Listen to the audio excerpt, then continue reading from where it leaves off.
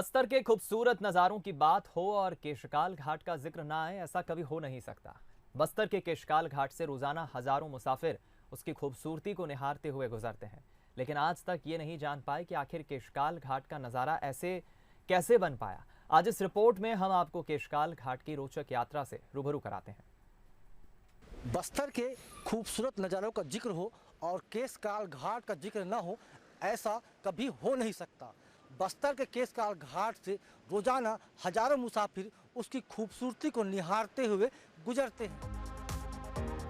बस्तर हरा भरा प्राकृतिक सौंदर्य से लबरेज, हर तरफ खूबसूरत नजारे और इसी खूबसूरती में चार चांद लगाता केशकाल घाट। कभी ये जगह उबड़ खाबड़ पहाड़ हुआ करती थी, लेकिन आज ये बस्तर की लाइफलाइन बन चुकी है। इसके बनने के पीछे की कहानी भी काफी रोचक है। लोग बताते हैं कि केशकाल घाट का इतिहास लगभग 142 साल पुराना है।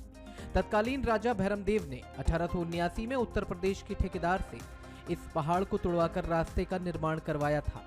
इस घाट में 12 सर्पिलाकार मोड़ हैं, जो इस घाट के सफर को और भी रोचक बनाते हैं।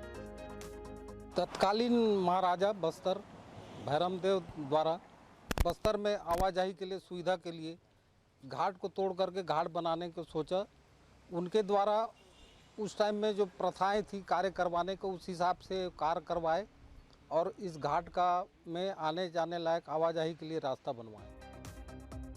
घाट निर्माण के लिए बाहर से हजारों मजदूरों को लाकर बसाना शुरू किया गया, जिन्हें बसने के लिए जमीन भी दी गई, जो सप्ताह में 6 दिन घाट निर्माण में कार्य करते थे और एक दिन अपनी जमीन पर खेतीबाड़ी का काम भी किया करते थे।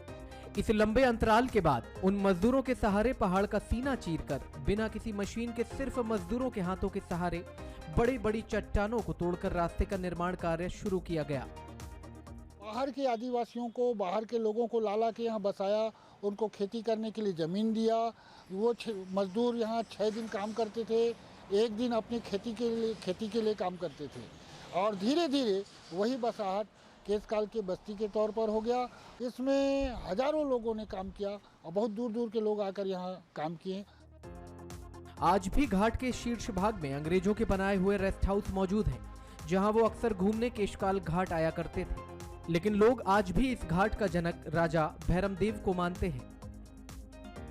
शुरुआत तो महाराजा साहब ने की, उसके बाद देश गुलाम हुआ, अंग्रेज लोग आए। निश्चित ही अंग्रेजों का भी इसमें थोड़ा बहुत योगदान रहा है, लेकिन हम उसको ज़्यादा महत्व नहीं दे सकते क्योंकि ये कल्पना तो महाराजा साहब की थी।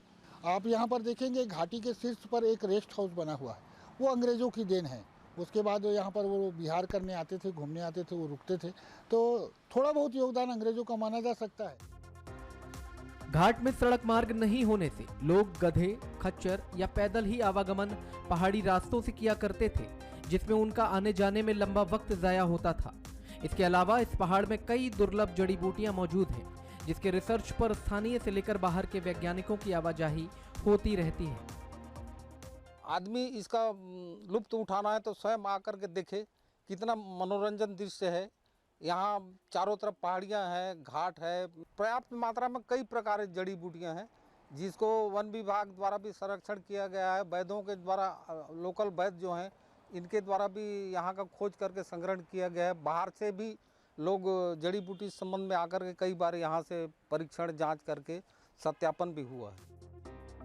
142 साल पुराने केशकाल घाट का नजारा जितना मनोरम है, उसका इतिहास भी उतना ही रोचक है, जो बस्तर को विकास से जोड़ने में एक महती भूमिका अदा कर रहा है।